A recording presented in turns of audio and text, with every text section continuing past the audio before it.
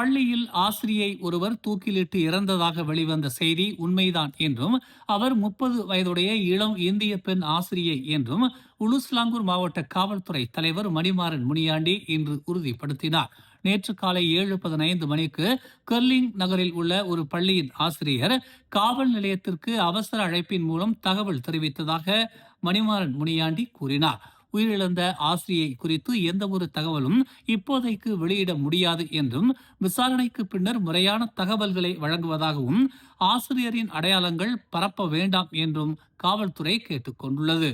பள்ளியின் முதல் மாடியில் உள்ள ஆசிரியர் அறையில் 30 வயதுடைய ஆசிரியை தூக்கிலிட்டபடி காணப்பட்டதாகவும் மணிமாறன் முனியாண்டி தெரிவித்தார். உயிரிழந்த ஆசிரியை 30 வயதுடைய இளம் இந்திய ஆசிரியை என்றும் அவரை மருத்துவமனைக்கு கொண்டு சென்று சிகிச்சை அளிக்கும் போது மருத்துவர்கள் அவர் உயிரிழந்ததை உறுதிப்படுத்தியதாகவும் மணிமாறன் முனியாண்டி தெரிவித்தார்.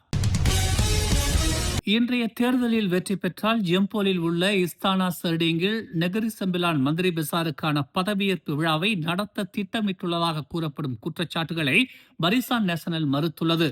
நெகிரி செம்பிலான் பரிசான் நேஷனல் தலைவர் முகமது ஹசான் அத்தகைய திட்டம் எதுவும் தமக்கு தெரியாது என்றும் இக்குற்றச்சாட்டுகளை பரிசான் நேஷனலின் எதிரிகளால் திட்டமிடப்பட்ட அவதூறு மற்றும் உளவியல் போர் என்றும் அவர் விவரித்தார். தோக்மாட் என்று பரவலாக அறியப்படும் முகமது ஹசான் இந்த குற்றச்சாட்டை பொதுமக்கள் நம்ப வேண்டாம் என்றும் கேட்டுக் கொண்டுள்ளார். இது அவதூறை தவிர வேறொன்றும் இல்லை. இந்த தேர்தலில் நாம் பொய்களை பரப்புவதற்கு பதிலாக நம்மால் என்ன செய்ய முடியும், என்ன செய்யப்பட வேண்டும் என்பதை பொதுமக்களுக்கு உணர்த்த வேண்டும் என்று அவர் அறிவுறுத்தினார். பக்குவமாக இருங்கள், மக்கள் இனி அவதூறுகளை நம்புவதில்லை என ரந்தாவில் உள்ள SJKC சுங்ஹுவாவில் தனது வாக்கை செலுத்திய பிறகு அவர் தெரிவித்தார். நெகிரி செம்பிலான் தேர்தலில் பரிசான் நேஷனல் 25 தொகுதிகளில் போட்டியிடுகிறது.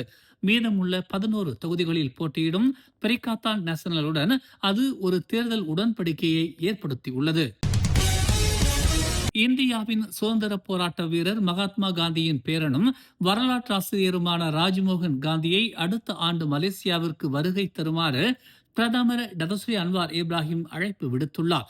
தனது நீண்ட கால நண்பர் என்று வர்ணித்த ராஜ்மோகனுடன் அண்மையில் தொலைபேசியில் பேசியதாக அன்வார் தனது முகநூல் பதிவில் தெரிவித்துள்ளார். 2012ஆம் ஆண்டில் மும்பையில் ராஜ்மோகன் ஏற்பாடு செய்திருந்த ஆசியாவில் ஜனநாயகங்கள் குறித்த மாநாட்டில் தாங்கள் சந்தித்ததை நினைவு கூர்ந்ததாக அன்வார் குறிப்பிட்டுள்ளார்.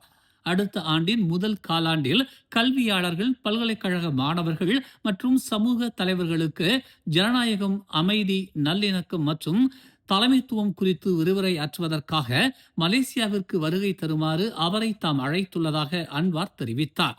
90 வயதான ராஜ்மோகன் மகாத்மா காந்தியின் இளைய மகனான தேவதாஸ் மோகன்தாஸ் காந்தியின் மகன் என்பது குறிப்பிடத்தக்கது. ராஜ்மோகன் ஒரு வரலாற்றாசிரியர் மற்றும் கல்வியாளர் ஆவார். அவர் அரசியலிலும் ஈடுபட்டுள்ளார். 1990ஆம் ஆண்டு முதல் 1992ஆம் ஆண்டு வரை இந்திய நாடாளுமன்றத்தின் மேலவையான மாநிலங்களவையில் சிறிது காலம் உறுப்பினராக இருந்தார்.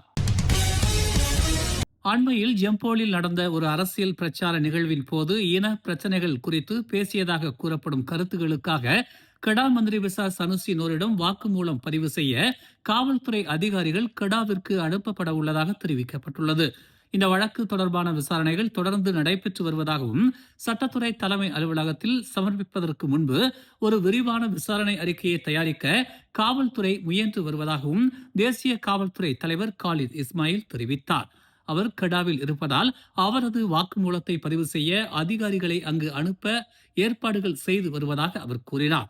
பல சாட்சிகளிடமிருந்து வாக்குமூலங்களை பதிவு செய்துள்ளதாகவும் தங்களது விசாரணைகளுக்கு ஆதரவளிக்க மலேசிய தகவல் தொடர்பு மற்றும் பல்லூடக ஆணையத்தின் உதவியை நாடி உள்ளதாகவும் நெகிரி செம்பிலான் காவல்துறை தலைவர் அல்சாப்னி அமாட் முன்னதாக கூறியிருந்தார். பெரிகாத்தான் நேஷனலின் தேர்தல் இயக்குநரான சனுசி மலேசியாவில் உள்ள பல்வேறு இனக்குழுக்கள் பிற நாடுகளில் உள்ள தங்கள் மூதாதையர் தாயகங்களுக்கு திரும்பி செல்லலாம் என்று கூறியதால் சர்ச்சை ஏற்பட்டது குறிப்பிடத்தக்கது. வரும் ஆகஸ்ட் 31ஆம் தேதி புத்ராஜயா சதுக்கத்தில் நடைபெற உள்ள 2026ஆம் ஆண்டுக்கான தேசிய தின கொண்டாட்டத்தில் பங்கேற்கும் பொதுமக்கள் சுற்றுப்புற தூய்மையை பேணும் வகையில் குப்பைகளை கொடுக்கப்பட்ட இடங்களில் மட்டுமே கொட்ட வேண்டும் என்று பிரதமர் துறையின் கூட்டரசு பிரதேச அமைச்சர் ஹன்னா இயோ வலியுறுத்தியுள்ளார். அண்மையில் கோலாலம்பூர் இடத்தாரான் மெரிடேக்காவில் நடைபெற்ற நிகழ்வுக்கு பின்னர் ஏற்பட்ட குப்பை குவியல் போன்ற நிலை தேசிய தின கொண்டாட்டத்தில் மீண்டும் நிகழக்கூடாது என்பதே அரசின் விருப்பம் என அவர் தெரிவித்தார். தூய்மையை பேணுவது என்பது புத்ராஜயா கழகத்தின் பொறுப்பு மட்டுமல்ல, நிகழ்ச்சியில் பங்கேற்கும் ஒவ்வொருவரின் சமூக பொறுப்பும் ஆகும் என்று ஹன்னா இயோ சுட்டிக்காட்டினார். தேசிய தினம் என்பது நாட்டின் ஒற்றுமை, தேசப்பற்று மற்றும் பொது ஒழுங்கை வெளிப்படுத்தும் முக்கியமான நிகழ்வாக இருப்பதால் அனைவரும் பொறுப்புணர்வுடன் நடந்து கொள்ள வேண்டும் என்று அவர் கேட்டுக்கொண்டார். சரவா மீரி அருகே உள்ள உலு நியா பகுதியில் அமைந்துள்ள ஷங்காய் லாமா நீல வீடு நேற்று மாலை ஏற்பட்ட தீ விபத்தில் முற்றிலும் எரிந்து நாசமானது. மொத்தம் 62 கதவுகளை கொண்ட இந்த வீட்டில் தீ விபத்து மாலை 6:26 மணி அளவில் ஏற்பட்டதாக தெரிவிக்கப்பட்டுள்ளது. இருப்பினும் அந்த வீட்டில் தற்போது யாரும் வசிக்காததால் உயிரிழப்போ அல்லது காயமோ எதுவும் ஏற்படவில்லை. சரவா மாநில தீயணைப்பு மற்றும் மீட்புத்துறையின் பேச்சாளர் இதுகுறித்து தெரிவிக்கையில், மாலை 6:26 மணிக்கு அவசர அழைப்பு கிடைத்ததை தொடர்ந்து பத்துனியா தீயணைப்பு மற்றும் மீட்பு நிலையத்திலிருந்து தீயணைப்பு வீரர்கள் சம்பவ இடத்திற்கு விரைந்து அனுப்பப்பட்டதாக கூறினார். தீ விபத்து நடைபெற்ற இடம் தீயணைப்பு நிலையத்திலிருந்து சுமார் 34 கிலோமீட்டர் தொலைவில் அமைந்திருந்தது.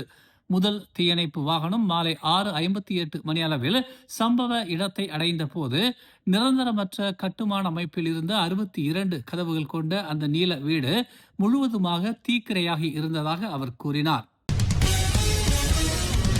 மேலும் செய்திகளை தெரிந்து கொள்ள தமிழ் மலர் இணையதளம், தமிழ் மலர் செயலி மற்றும் மலர் டிவி யூடியூப் சேனலை வலம் வாருங்கள்.